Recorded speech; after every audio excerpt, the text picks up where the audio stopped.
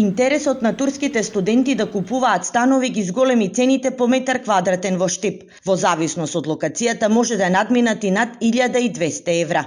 Според штипскиот проценител Глигор Ивановски, 10% од продажбата на станови во Штип е направена од странци. Претежно купуваат мали станови во новоизградени стамбени единици. Имам вршено проценки на такви станови кај што ги купуваат странски државјани, пред се од Турција, меѓутоа тие се малку проценки што јас ги имам изготвено, може би некои си 10% од скупната продажба на станови ја купуваат странски државјани. Не купуваат големи и луксузни станови, но сепак и тие малите станови се собираат и ја зголемуваат побрувачката. За проценителите 1200 евра од метар квадратен е нереално. Ова е резултат на монополската положба што ја имат инвеститорите, но и од големата заинтересираност за купување. Според Ивановски, порастот на цената на недвижности треба да го следи порастот на инфлацијата, што во случајот не е така. Ние со нашите проценки што се реални и се базирани на издржана методологија за процена на пазарна вредност на недвижен имот,